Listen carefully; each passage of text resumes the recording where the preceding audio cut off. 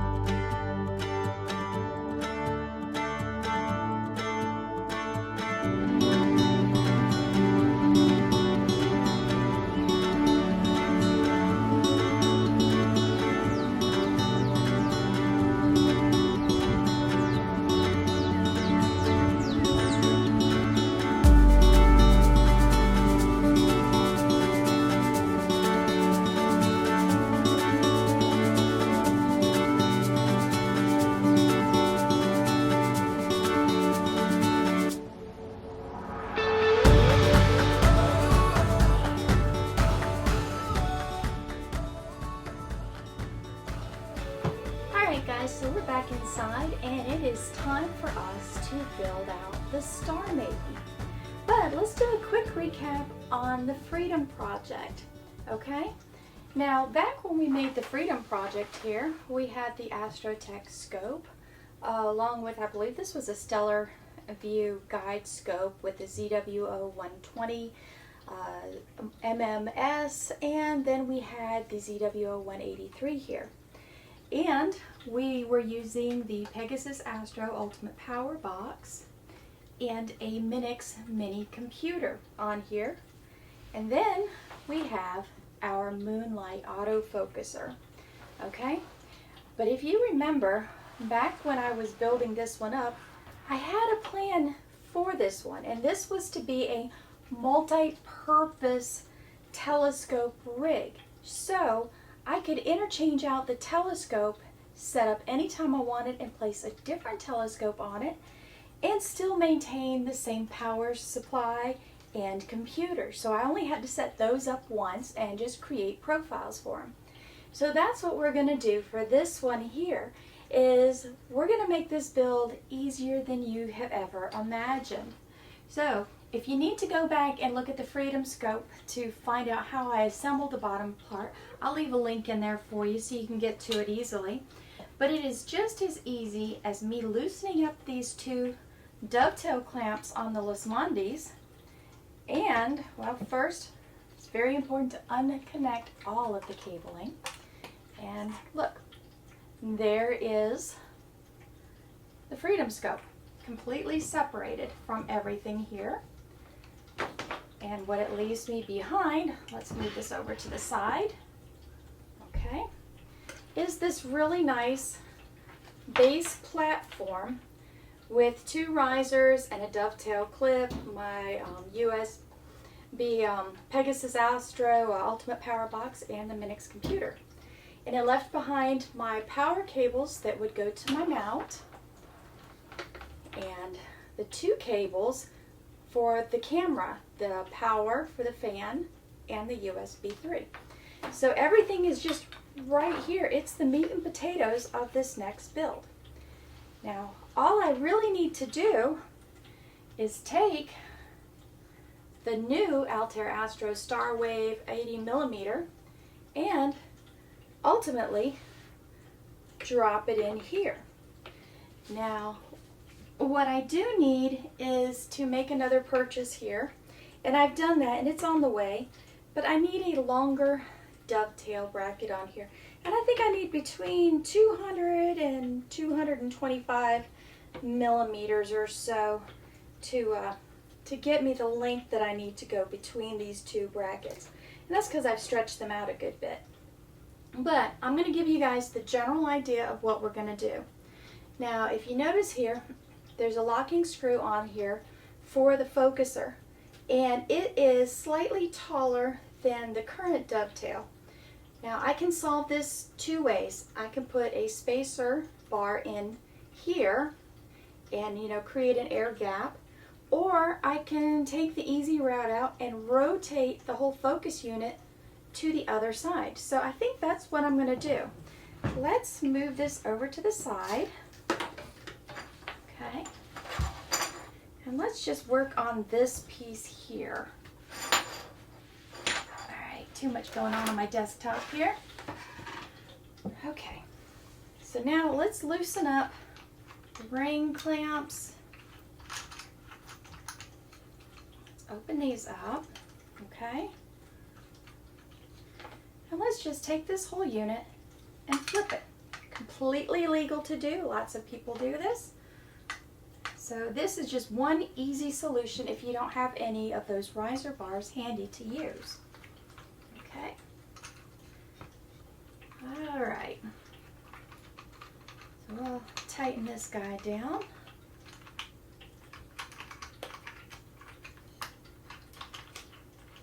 Now I don't have to worry about any clearance issues, okay? Now the next thing, let's take a look at our guide scope. This is another one from Astro. It's a 60mm guide scope. Stand it up here. And it came with these fancy red guide scope rings. Now originally I had planned to take the rings with the screw and just screw it directly in here, but they're different screw holes.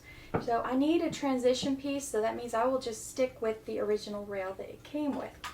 And I dug around in my buffet of nuts and bolts that I keep around here, and I found two button top hex screws that are just the right length to get me through this dovetail and through this piece without hitting the telescope. That's extremely important to make sure you get the correct sizes of everything.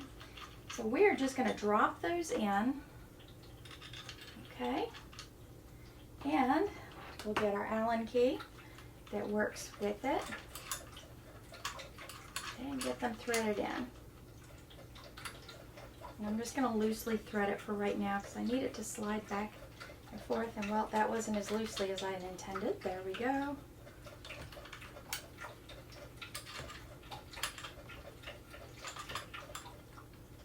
There we go. We'll tighten it down so it doesn't do any flip-flops on us. Okay, so that's what we've got going on. Now I need to get my guide scope in here, but you'll see with these compression screws, it is just a little bit too big to comfortably get through there. Let me show you what's really cool about this particular guide scope, and a lot of them do this one part. They separate. It's just a set of threads, and you can make life easy and separate them, okay? All right, so now I will just slide it through here gently to scratch it up. Now each one of these threads do have a little bit of nylon tips on them so you don't scratch things up, which is really nice. I'm going to go ahead and tighten this down just a little bit so it's not moving around on me. All right, and I'll line these up the first time I get them outside. Now remember, you don't have to have these scopes completely 100% lined up, but if you have them close, it's helpful, especially when you're looking for that star to focus on. All right, and we're going to thread this guy back in. Now the key to making sure that you don't cross thread these is to let it roll backwards about a quarter turn just to engage the threads, and then start threading it in.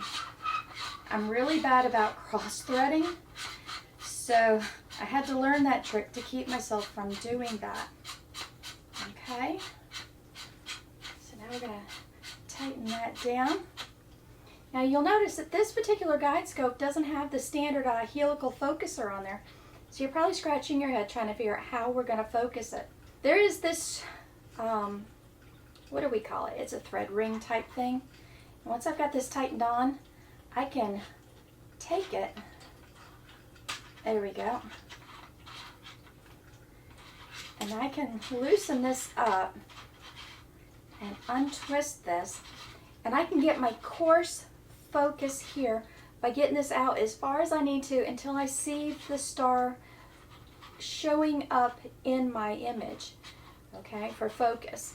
And it's just going to be a big fuzzy blob at this point. But you find that spot, and then you go ahead and tighten down this ring, and it's in there.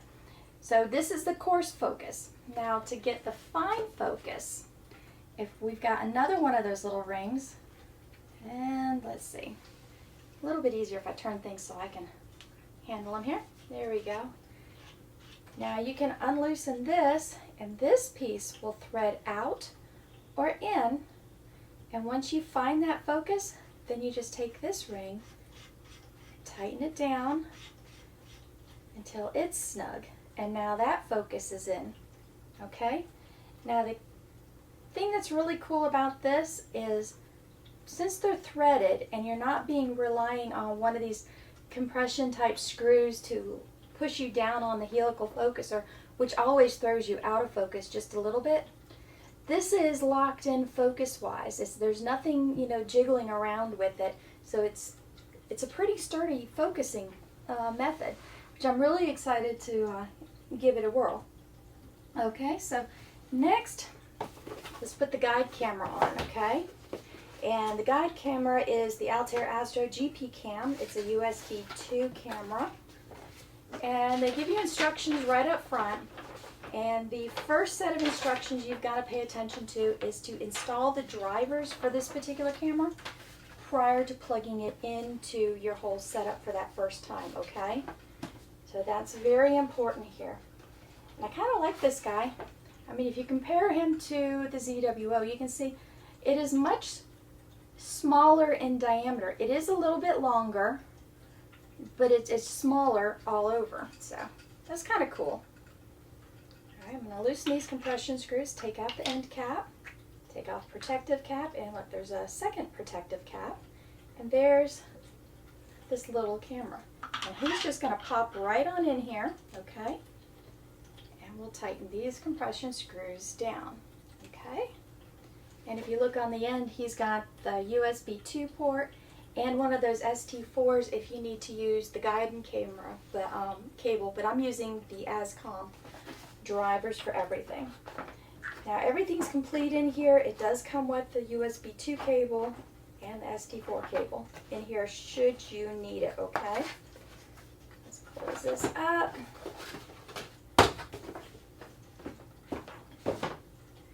Alright, so there's the telescope all nicely situated. Looks good. I think I put the scope in just a little bit crooked, but that's okay. Let's fix it. Loosen these up. Let's rotate them just a little bit, okay? That looks better. I like things lined up. Alright, so let's set him off to the side. Now all we need to do is attach it in these dovetail rings, okay? So let's just lift them up here.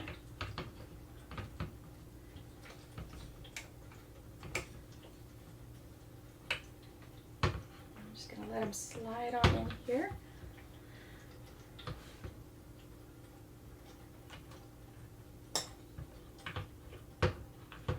There we go. Now remember, this bar is just a little bit too short for this setup, and I've got another bar on order. So I'll be able to shift this forward or backwards to help me accomplish some center mass balance here. But I just wanted to give you guys the general idea real quick of what I'm going to do. And I do plan on using manual focus for the first time out. Let's rotate this dew shield around so you can see the text upright. There you go. Pop the cap off. And the first time I'm out, I am going to attempt to use a Bahtinov mask. Now how about that? It fits right on the end, nice and pretty. I'm going to give that a whirl, and I've never done that, so this will be a learning curve for me. Okay? So the last thing we need to do now is we need a camera. Now the camera that we're going to use for right now is going to be the camera off of the Freedom Scope. So I'm just going to loosen it up and take it out real quick here, okay? And we're going to come back in another video and I'm going to show you the math on how to calculate the back focus for the camera through my filter holder that I've got right here and all my spacers through the field flattener. So once I have the, I've got the spacers all on order to go with this. Once I have that all figured out, I will come back and show you how I accomplished it. But all we're going to have to do is slide it right there into the end of everything. Now let me show you what's real cool about this here. There we go. Loosen the compression fitting. This should slide right out. I don't need this because I'm dealing with the 2-inch setup. And in here is a compression type ring. And unlike these where you thread in the screws, this one you just twist the whole thing, which is really kind of cool.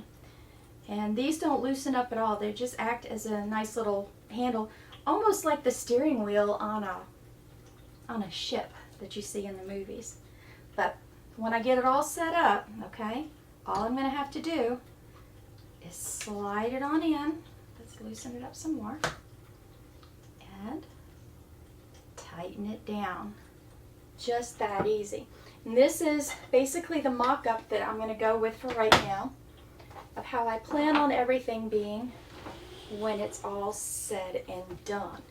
Now isn't she going to be beautiful? I mean, she's almost got a rainbow of colors going on, kind of like a, it reminds me of a crown, you know, something the queen would wear. You've got your rubies and your amethysts, and we got some sapphires going on here. We've got some gold, we got some silver. Kind of cool. But this is what our Star-Maiden's going to look like. So stay tuned for the next video where we are going to solidify our image train and have all of our spacers figured out and our back focus for us.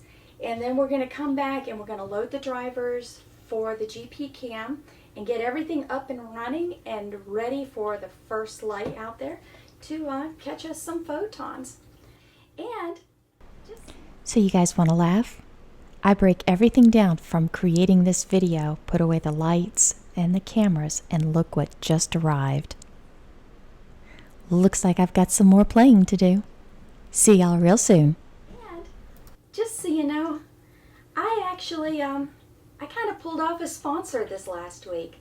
Can you believe that? It's one of my first sponsors, and it's really exciting. And this sponsor is one that you guys are going to like. It is Deerlick Astronomy Village. So what does this mean for you guys? It means I get insider access to everything out there.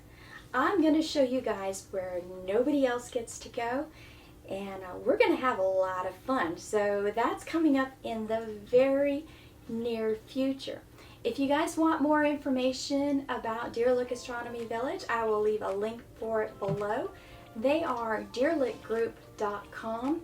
They have memberships available for everybody.